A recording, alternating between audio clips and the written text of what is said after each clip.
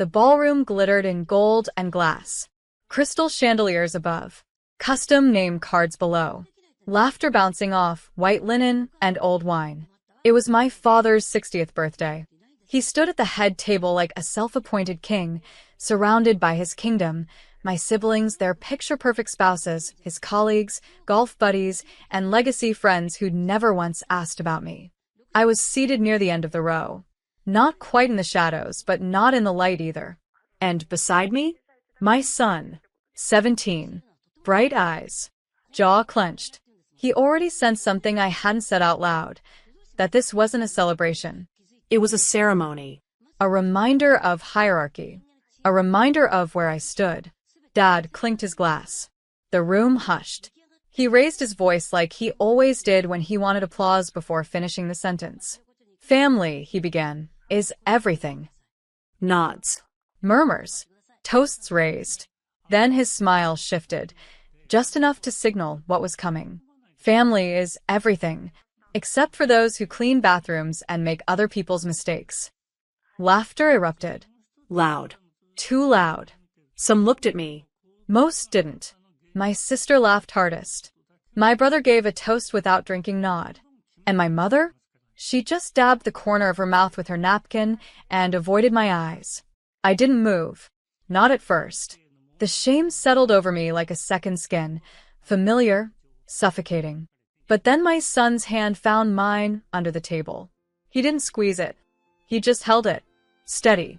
I reached into my purse and pulled out the envelope I'd brought just in case. Just in case he did what he always did, reminded the room that I was never really one of them. I stood, walked to the head table, and with every step, the laughter died. I placed the envelope next to his wine glass, looked him in the eye, and said nothing, because nothing needed to be said. He knew, and he would soon know what that envelope contained. Then I turned to my son and said, "Let's go." We walked toward the door, and just as I touched the handle, my son let go of my hand, turned back to the crowd, and said, clear and unshaking, "You all laughed at the woman who cleaned your messes, but she's the only one in this room who owns something none of you do." The air snapped. Every wine glass might as well have shattered. He continued, "That beach house you all vacation in? She owns it. Deed signed. Taxes paid. Name on every document. And tomorrow, none of you are welcome." Gasps. Chairs scraped. No one laughed now, because a child just reminded them what shame sounds like when it wears truth. We walked out, not in anger, in power.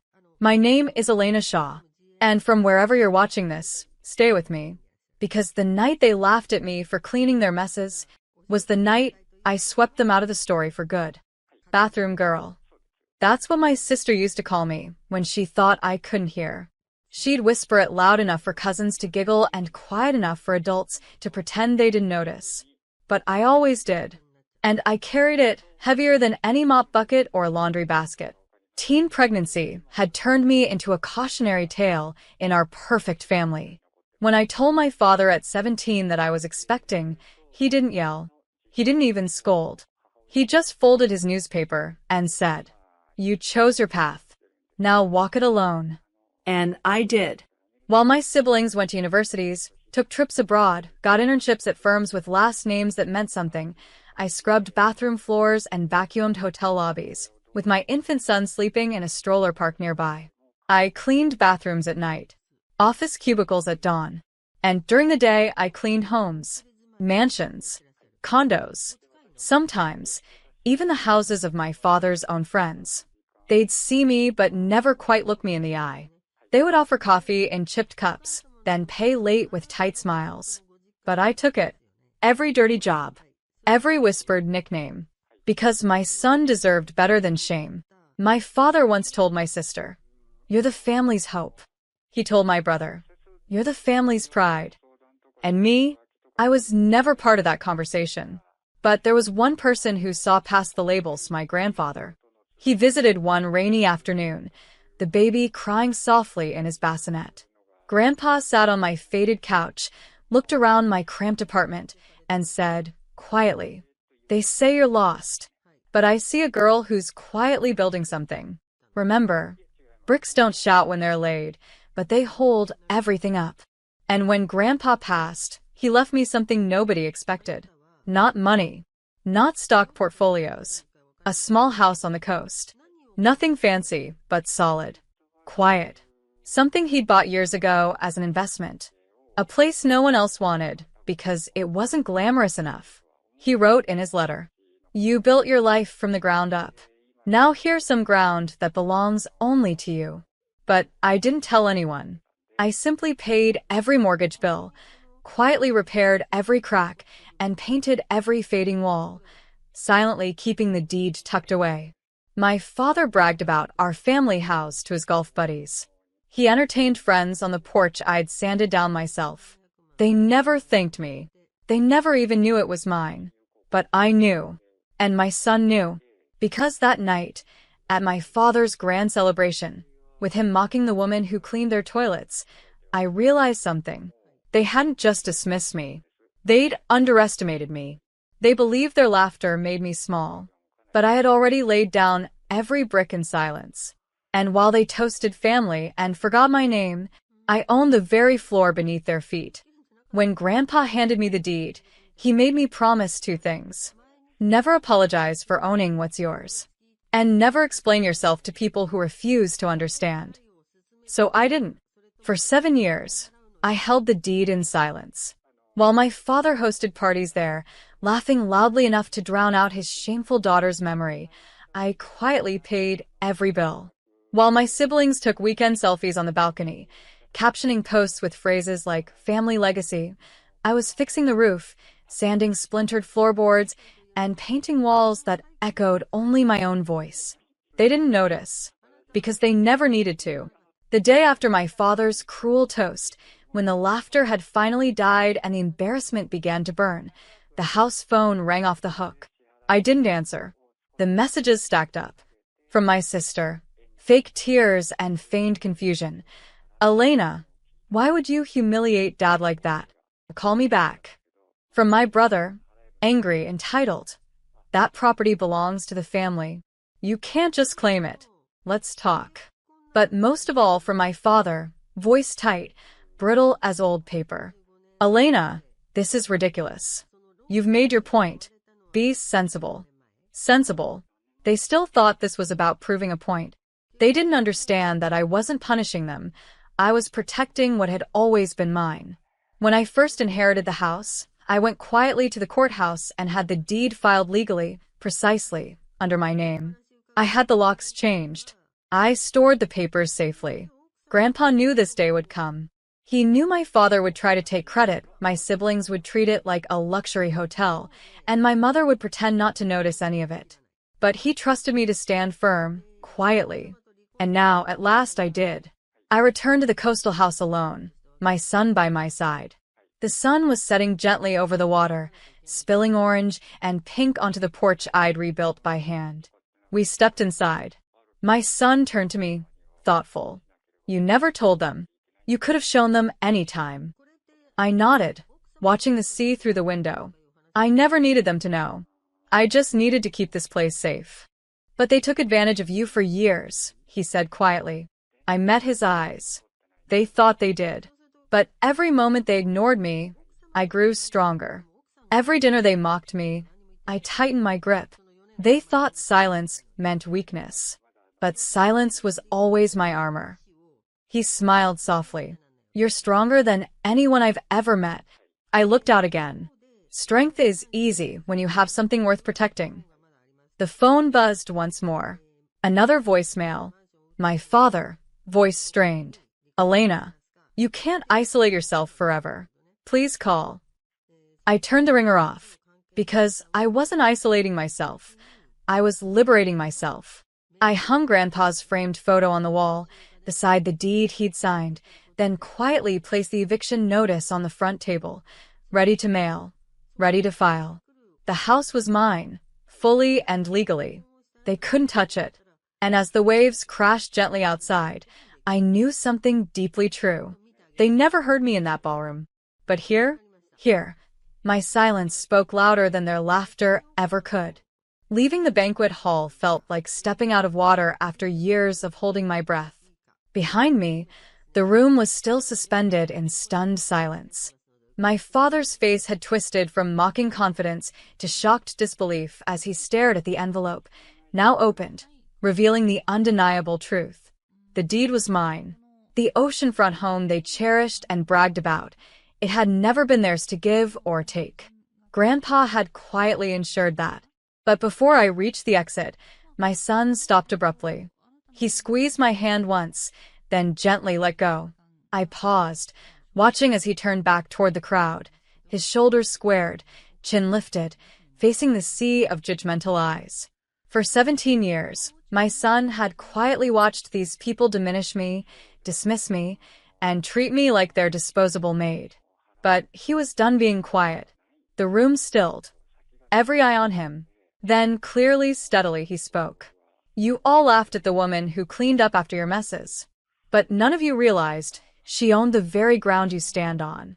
That beach house you bragged about, the one you vacationed in without ever thanking her, it belongs to her.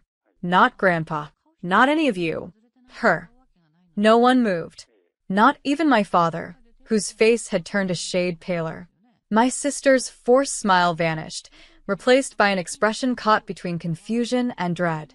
My brother's eyes darted toward the envelope, searching for a way out. There wasn't one. My son's voice grew stronger, carrying the confidence I'd always hoped he'd have, but feared he'd lose in the shadow of our family's cruelty. For years, you pretended my mother was beneath you because she cleaned your floors. But she was quietly building something none of you could ever buy, dignity. And now, she's taking back what was hers all along. Someone cleared their throat nervously. My father started to speak, to regain control. But my son raised a hand calmly. Don't. You've said enough. You made your toast, and now we've made ours. He turned back to me, steady, sure. Ready, Mom? I nodded, my heart swelling. Not with revenge, but pride.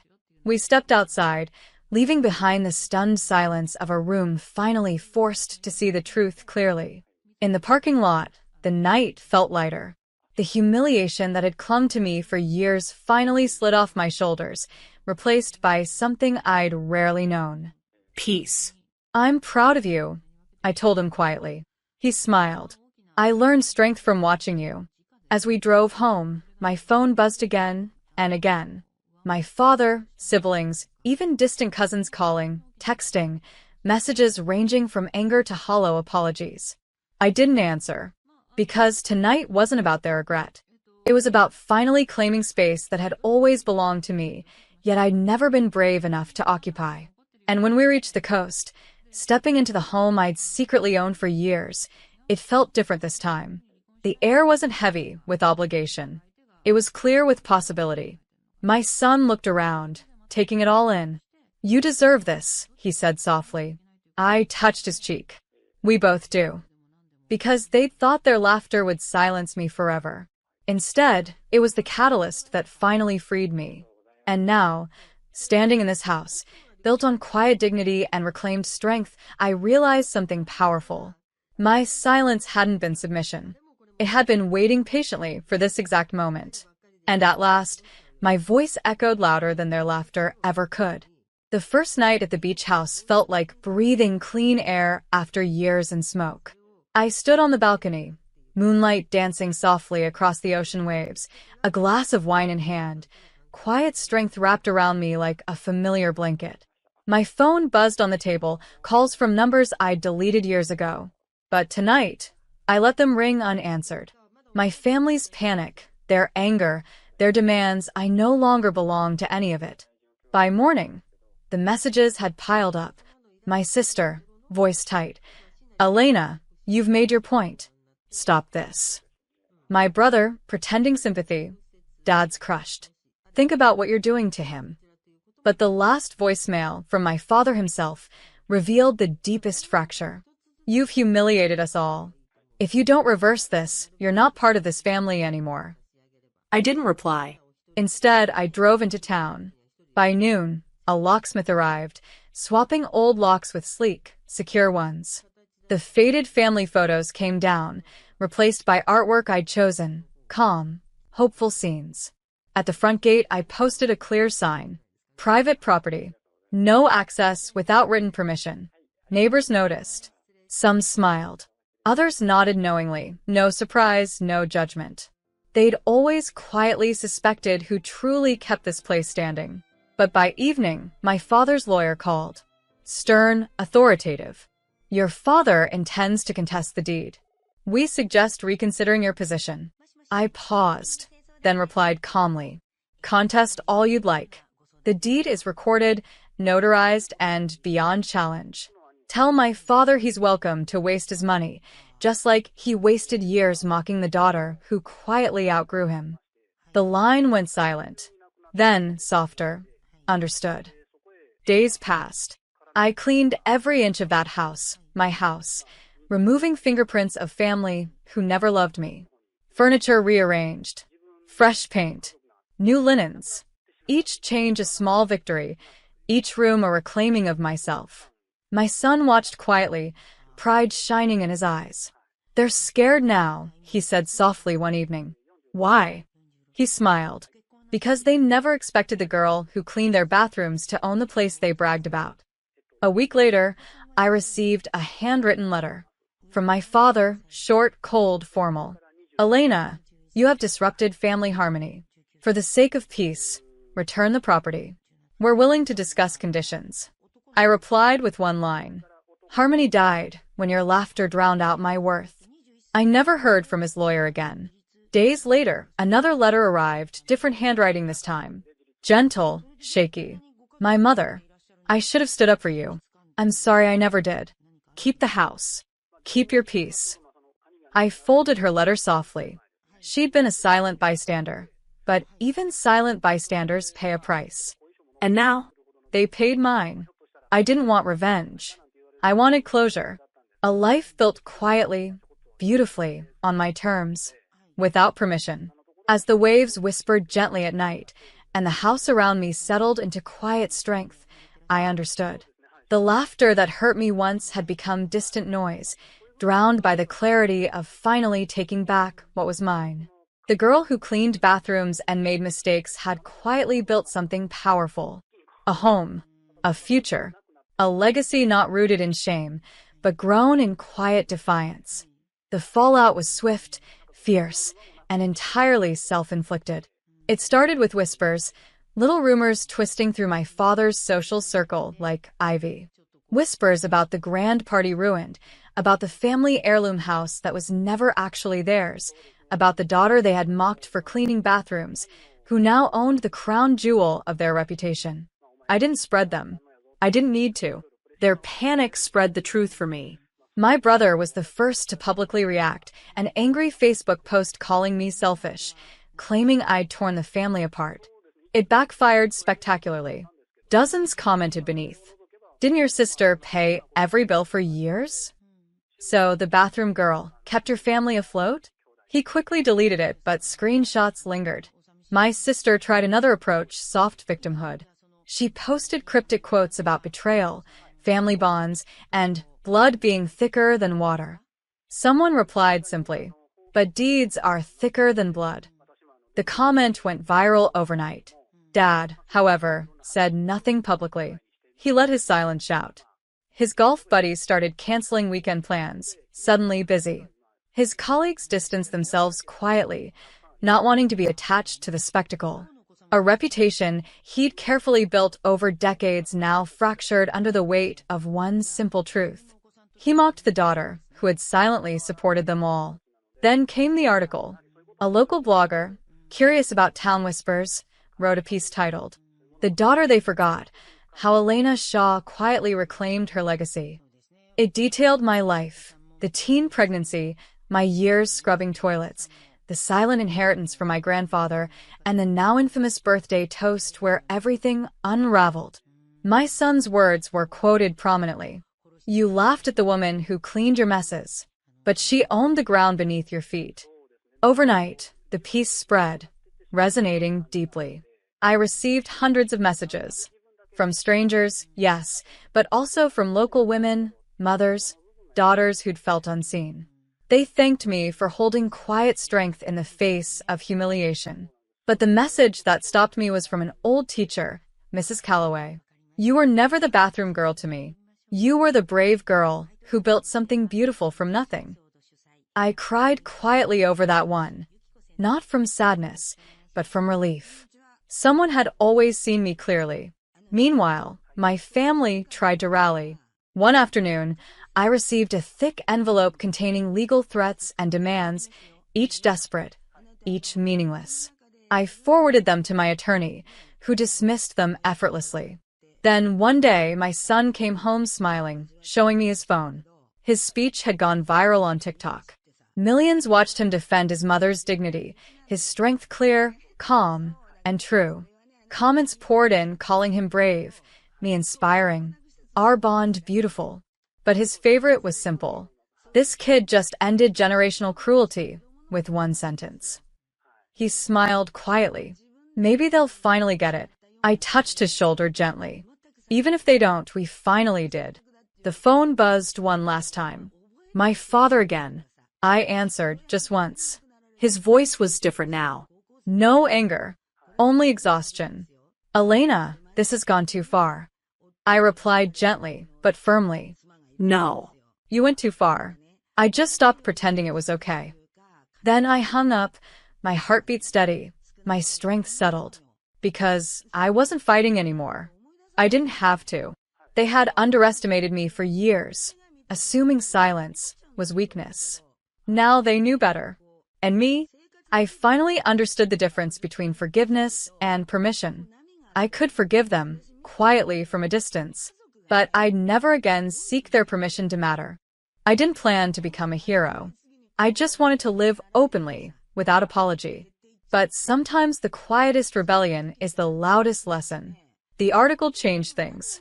Invitations poured in, conferences, podcasts, women's leadership events. At first, I declined politely. I'd spent years in quiet corners, cleaning up after others. Speaking out publicly felt foreign, uncomfortable. But then my son gently placed one invitation on the table. He looked at me, serious yet soft. Mom, maybe it's time they hear your voice. Not for them, for you. So, I said yes. The first time I spoke publicly, my hands shook behind the podium.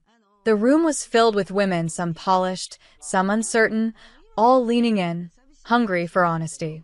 I took a breath and began simply.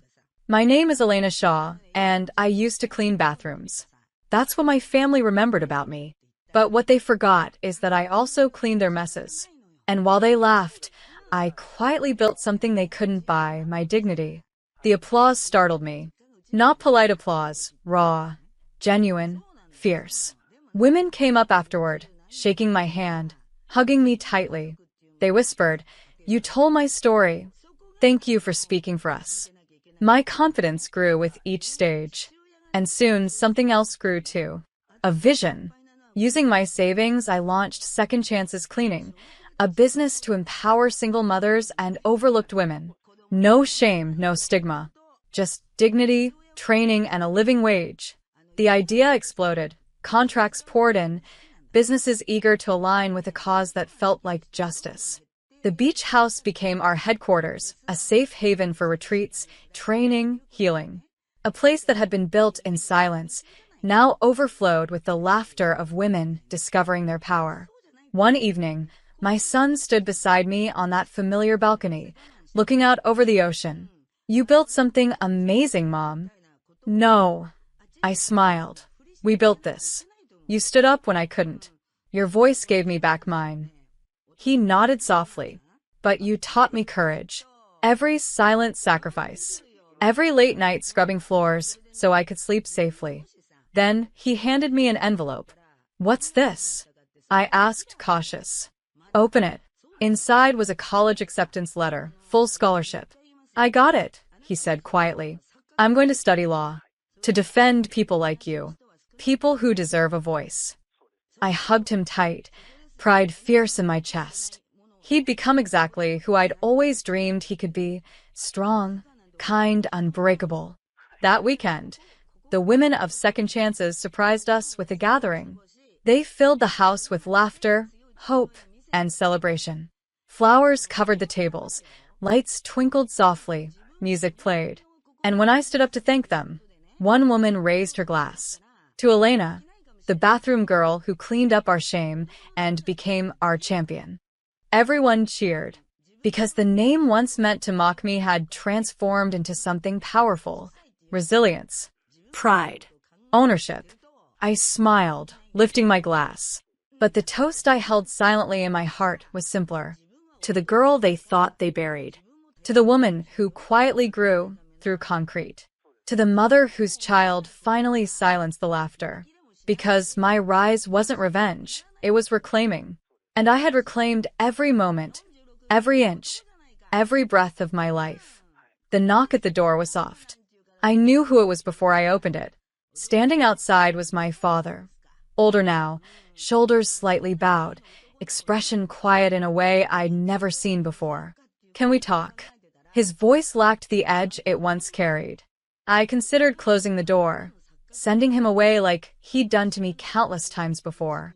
But instead, I stepped onto the porch. We stood together in the soft, golden dusk, ocean murmuring in the distance, gentle as a whisper. "I didn't come to fight," he began quietly. "I've done enough of that. I don't need apologies," I said calmly. "It's too late for that." He nodded, looking toward the sea. "I know. I came here to admit something I never had the courage to face." I waited silently, giving him space. "You were always stronger than us," he continued softly. "Stronger than me. You took everything we threw at you, the jokes, the cruelty, the silence, and you quietly turned it into something good." His gaze shifted toward me, eyes damp but clear. "I mocked you that night because it was easier to laugh than admit you'd grown into someone far beyond what I could control." I didn't respond. I just listened.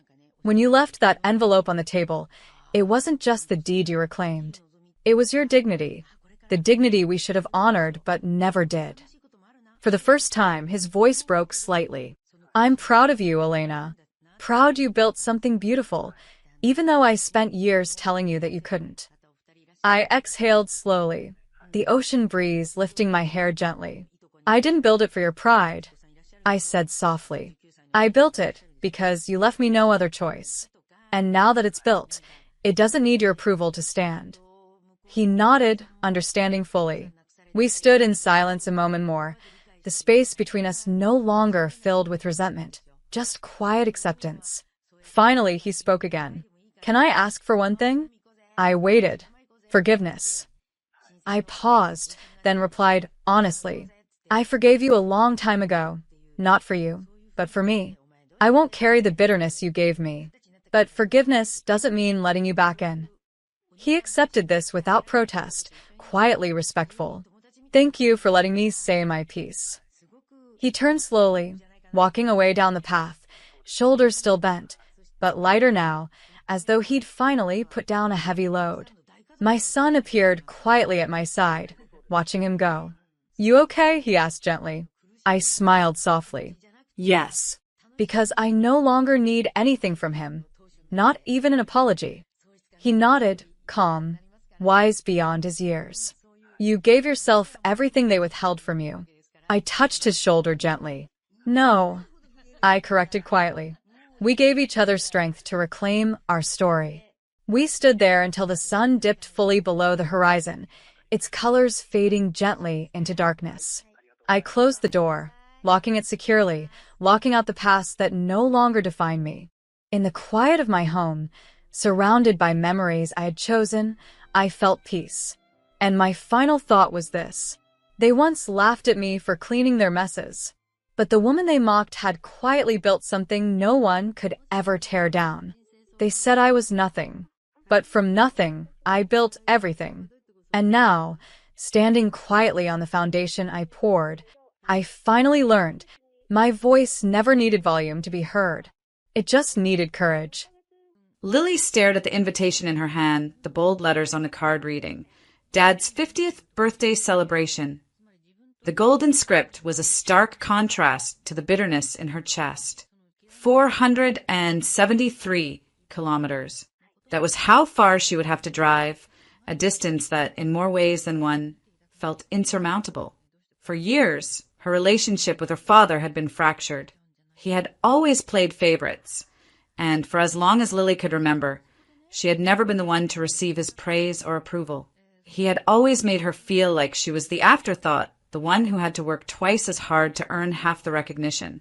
Yet, despite it all, the invitation still lay there, waiting for her decision. Her brother, the golden child, was the one who had always received the most attention. He was the one who could do no wrong. Lily had grown up watching her father shower him with praise, as if he were the only one worth his time. And yet, here she was, holding an invitation to her father's birthday, asking her to celebrate his milestone, a celebration where she had always felt like an outsider. She paused for a moment, the weight of her emotions pulling her in two different directions. On one hand, there was resentment, so much of it built up over years of neglect and favoritism. It burned inside her, a constant reminder of all the times she had been overlooked in favor of her brother. It was almost laughable how much she had sacrificed for a family that seemed to take her for granted. And then there was hope. A part of Lily still clung to the idea that maybe, just maybe, this birthday could be different. Maybe her father had finally realized how much she had done for the family. Maybe this was her chance to show up and make him proud, something she had never gotten before. With a sigh, Lily stood up, grabbing her coat and keys. The drive would be long, but she wasn't about to let her father think she would never show up. For all the pain they'd caused her, she would go. After all, family was family.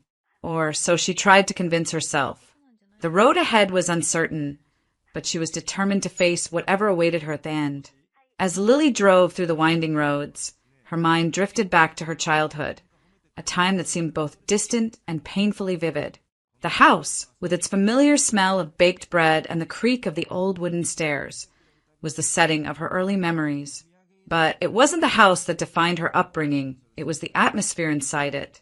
An invisible, ever-present weight, one that pushed her to always prove herself, while her brother effortlessly cruised through life with an unearned sense of entitlement. Her father had always adored him. Alex, the golden child, with his boyish charm and innocent smile. He could do no wrong in their father's eyes. When he failed a test, it was brushed off with a laugh and a pat on the back.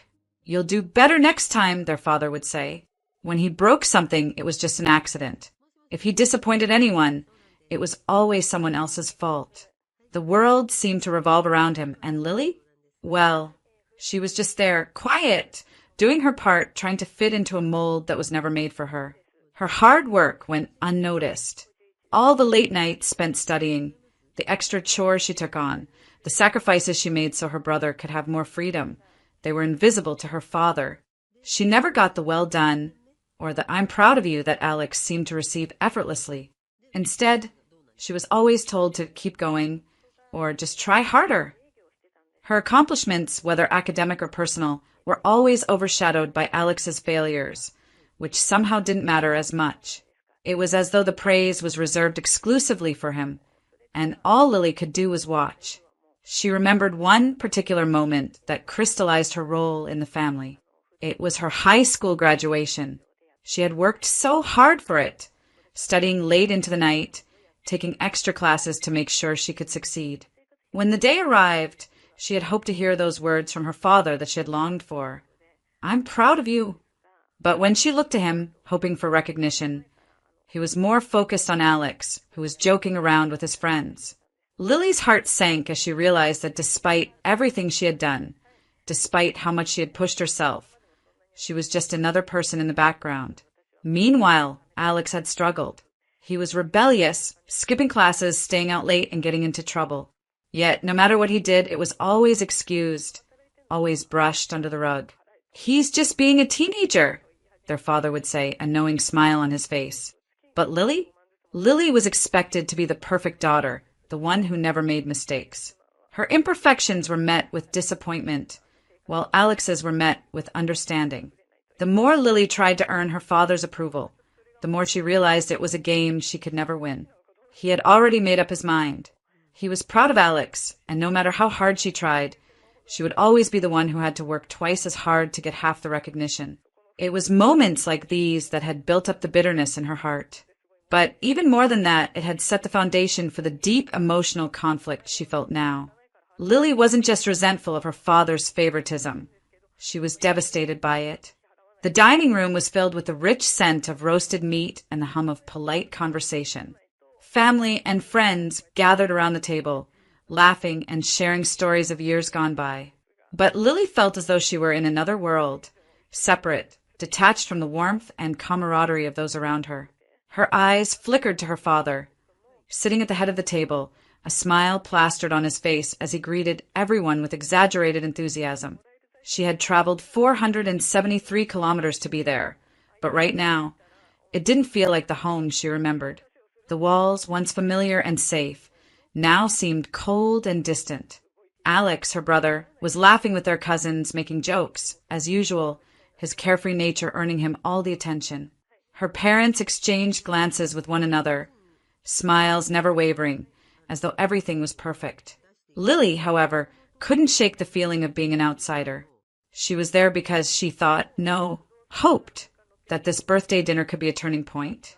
She had hoped her father's words would be different this time. Maybe, just maybe, he would say something about her hard work, about her effort to be there despite everything. But deep down, she knew that wasn't going to happen. As the dinner continued, her father stood up to make a toast, his glass raised high. The room fell silent in anticipation. Lily's heart fluttered nervously as she braced herself for the familiar words. "I'm proud of all my children," he began, his voice steady and warm. Lily smiled faintly, her stomach tightening with a mixture of hope and doubt. Maybe this time, this would be the moment. Maybe he'd finally acknowledge her. But then, as the silence stretched on, her father's words took a sharp turn. "Except for one," he continued, his voice casual, as though he were merely making an offhand comment. He glanced over at her, and for a brief second their eyes locked. The air seemed to crackle with tension. The weight of his words settled heavily in her chest. Except for one. Those words stung like a slap in the face. The laughter around the table continued, but to Lily it felt like a distant echo, far away from the crushing reality of what had just been said. Her heart pounded in her ears, but she didn't dare react. She could feel her mother's eyes on her, a look of pity mingled with guilt flashing briefly before she quickly turned her gaze away. Lily wanted to disappear. She wanted to walk out of the room, to leave and never come back. But she didn't. She stayed. She stood there, clutching her glass in trembling fingers, and smiled, a smile so forced it hurt her face. Inside, her emotions raged.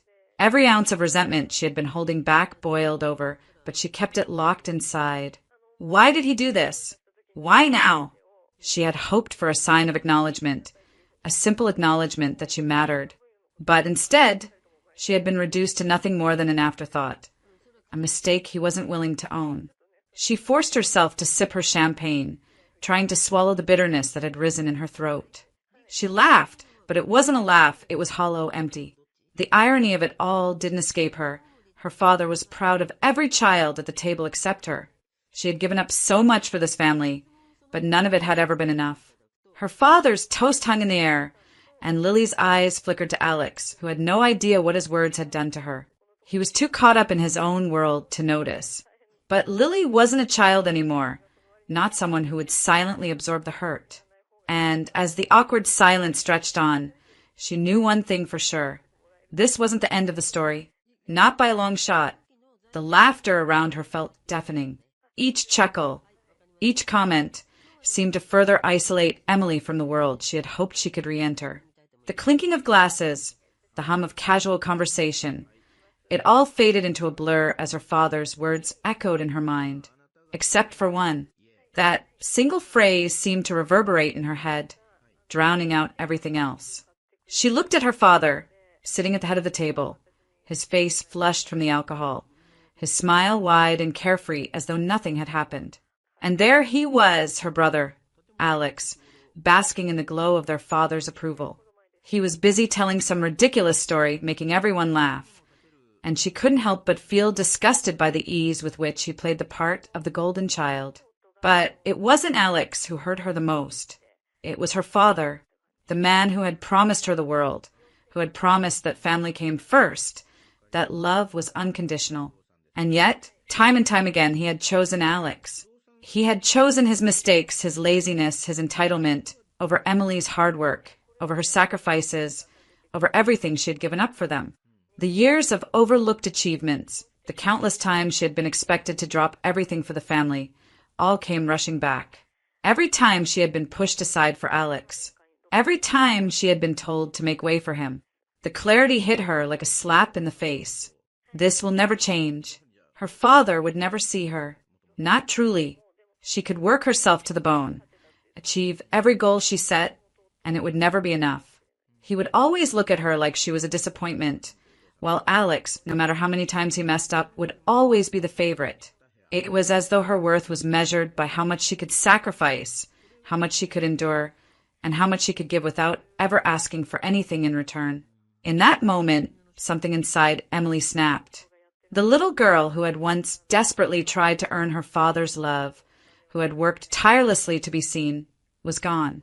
The woman sitting at that table was different. She was no longer willing to beg for scraps of love and attention. No longer willing to be the invisible daughter. A fire started to burn within her, a quiet but fierce rebellion. Emily had spent years trying to please them, trying to fit into a mold that never truly fit her. And yet, they had never truly seen her. No, it was time for her to see herself. As her father continued to boast about his perfect family, Emily felt the first real spark of freedom. Revenge wasn't about anger. It wasn't about shouting, about confronting her father in the heat of the moment. No, this was different. It was about taking control of her own life, about putting herself first for the very first time. She glanced at her father again, but this time she saw him for what he really was, a man who couldn't see beyond his own narrow view of what mattered. She saw him as the source of her pain, yes, but also as the catalyst for the change she was about to make. It was time to stop being the invisible daughter. It was time for Emily to take back what was hers, to show them just how much they had underestimated her. The pieces were falling into place. Slowly but surely, she knew exactly what she had to do. And when the moment came, she would show them the cost of overlooking her. This wasn't about revenge for the sake of revenge. It was about reclaiming her power. The dinner had continued, but the energy in the room had shifted. The laughter was still there, the clinking of glasses, the chatter, but it all felt distant, muted. Emily's mind, however, was sharp and focused, locked on what she was about to do. Her hands felt steady as she reached into her bag and carefully retrieved a small gift box. It wasn't much, just a simple, unassuming little box wrapped in soft, plain paper. But it would hold everything she needed. This wasn't about grandeur or making a scene. It wasn't about grandeur. No, it was about making a statement, one small action that would speak volumes. A quiet rebellion. Her heart pounded in her chest, but her face remained a mask of composure. She could feel her pulse in her throat, a tightness in her chest. The room seemed to hold its breath, though no one knew what was coming. Her fingers traced the edges of the box, feeling the weight of her own resolve. It wasn't a long wait before her father raised his glass for another toast. His smug grin was back, his eyes scanning the room, watching his family with pride as he prepared to make another grand declaration. "To family," he said, his voice rich and full of meaning. "To everything I've worked for. And to my children, the ones who make me proud."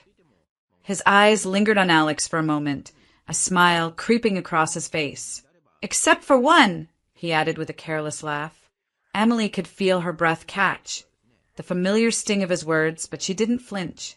She didn't even allow herself to feel the anger anymore. That part of her had already burned away. Instead, she smiled. The smile was not for her father, but for the moment that was about to unfold.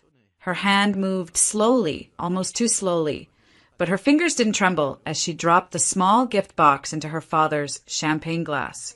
It made no noise as it sank, only the tiniest of splashes, barely noticeable beneath the bubbly surface. No one saw it happen, at least not yet. They were too distracted by the moment, by the routine of the celebration. But Emily knew the attention would soon turn to her. She sat back in her chair, her calm expression at odds with the chaos that swirled within her. The cocktail of emotions, anger, betrayal, anticipation, now formed a quiet resolve. She would let them wonder, let them feel the tension mount. The room was filled with the chatter of polite conversations, but Emily's mind was already far ahead. She could see the moment when everything would come crashing down.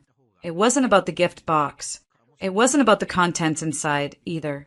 No, it was about what this small gesture represented.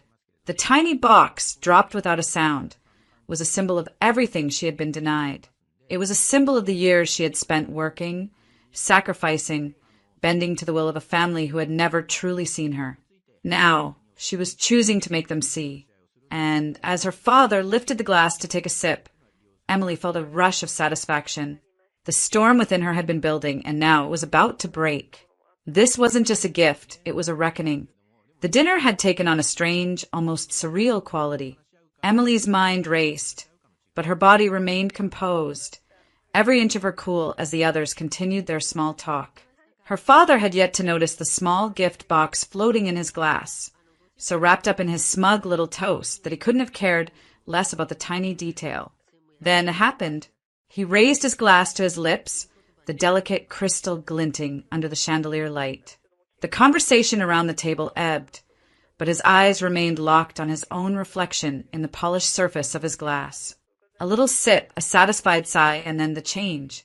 The glass was placed down abruptly, and his face twisted in confusion. What the? He peered into the glass, as if trying to make sense of what he saw. At first, it seemed like just another mistake. Maybe the bubbles in the champagne had formed into an unusual pattern, or perhaps a piece of something had slipped in unnoticed. But no, there it was. It was a small slip of paper, caught just beneath the champagne surface and nestled beside it, something metallic, something solid. The family fell silent, eyes on him now. No one spoke, unsure of what was going on. Emily watched, her smile now completely absent from her face. She was not concerned. This was the moment.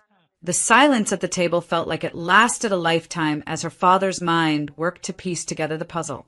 Then, with a sense of disbelief and rising panic, her father fumbled for the contents at the bottom of his glass. He reached down and pulled out the small, delicate piece of paper first, crumpling it between his fingers as he brought it to his face. A second later, he recoiled.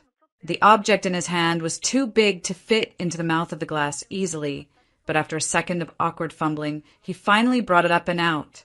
The room gasped. In his hand was a small key, a metal tag attached to it with a tiny red ribbon, and tucked inside the crumpled piece of paper was a printed sheet with one simple line. Property of Emma Wilson.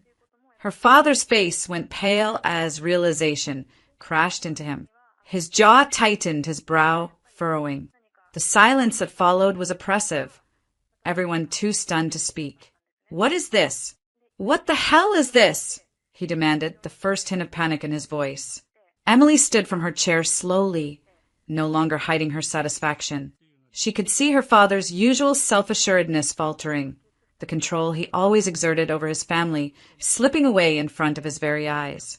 His hands trembled slightly as he inspected the key and the paper, his mind racing for any explanation, any justification he could throw at her. "I guess you didn't see the deed, did you?" Emily's voice was calm, cutting through the tension like a knife. Her words sent a ripple of confusion and curiosity across the table.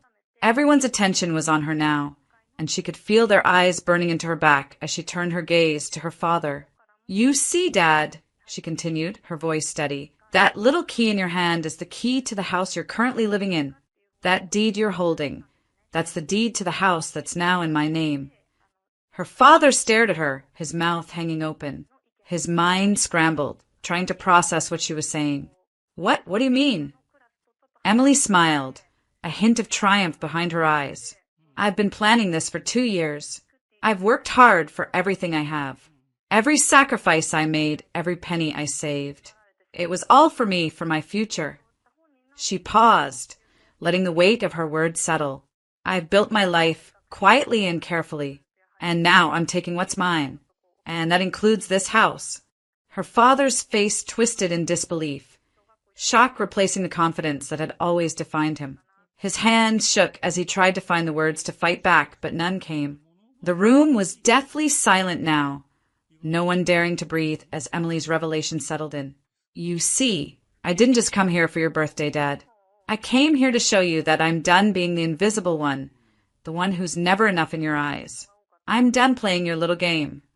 The rest of the family sat frozen, unsure of how to react. Her mother's face had drained of color, her brother's smug expression now replaced with a growing unease. But it was her father who was the focal point. He had always seen himself as the one who controlled everything, but now his empire was crumbling. He finally found his voice, but it came out strained. You can't be serious. That house is mine, he shouted, the last vestiges of his authority slipping into desperation. I made you, Emma. You owe me. Emma held her ground, her eyes never leaving his. No, Dad, you don't get to decide that anymore. I owe you nothing, and it's time you learned that. The air between them crackled with tension. The entire family was staring now, waiting for the next move, but no one spoke. Emma had made her statement, and now it was up to her father to respond. The silence was deafening. The room was thick with disbelief, the silence almost suffocating. Her father's shock morphed into rage, the sudden eruption shattering the fragile calm. His hands, still trembling from the shock of the key and the deed, slammed against the table. The clinking of his glass against the surface was drowned out by the anger in his voice. Are you out of your mind? He bellowed, his face contorted in fury. How dare you do this to me? To your family? After everything I've done for you, this is how you repay me? By taking what's mine. Emily stood her ground, her posture calm and unshaken. The fury in his eyes, the indignation in his voice. It was almost predictable. She had seen this kind of reaction before, when he would berate her for the smallest mistakes or when he'd belittle her accomplishments. But this was different. This was her taking control of her life. Dad, she said softly, the calmness of her voice almost unnerving in the face of his fury. This house was never yours. It was always mine. You just never noticed. Her father's face twisted further, and he shot a glance at her mother, as if pleading for her support. But her mother, standing by the wall, looked too stunned to speak. She had always been the one to play the mediator, the one to try and smooth things over. But now, her gaze was fixed on her husband with an unreadable expression, her lips trembling. Emily could feel the distance between them widening with every word. Her brother, who had been sitting at the far end of the table, suddenly found his voice. This is crazy, Emma. You're being selfish. You've always been so dramatic. What's wrong with just helping Dad out? Why do you have to make everything about you? His voice was desperate, the panic in his tone evident. Dramatic? Emily raised an eyebrow, the edge in her voice sharp as a knife. I'm not being dramatic. I'm being realistic. I've spent my entire life being overlooked, being told that I wasn't good enough, that I didn't matter. And all for what? So that you can keep using me? No, I'm done. Her brother opened his mouth to argue again, but this time Emily didn't let him speak. You don't get to keep using me anymore, she added firmly. None of you do. I've been silent for far too long, but I'm done playing that game. This house, the life I've built, it's mine.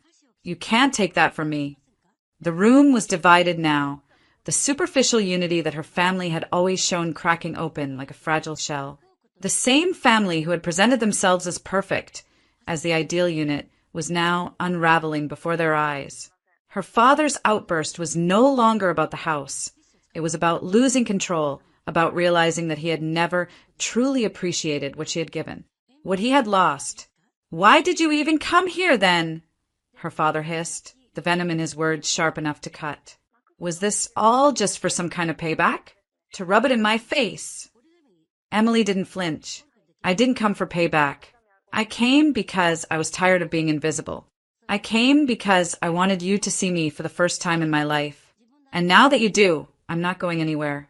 I've made my peace. The shock in her father's eyes turned into something else. Was it guilt? Or was it just regret? Either way, Emily didn't care. It was too late now. She had taken the power back. Her siblings' reactions were mixed, some sitting in stunned silence, others attempting weakly to defend their father. Her brother shot her a glare, his frustration and anger bubbling over. But even he couldn't find the words to argue anymore. The family that had once prided itself on maintaining a perfect image, a facade of unity, was falling apart. Emily watched as her father's anger turned to confusion, as her brother's attempts to salvage the situation only deepened the rift between them all. She was no longer the child who sat at the table, waiting for a scrap of recognition. Now, she stood at the center of the chaos, a force to be reckoned with.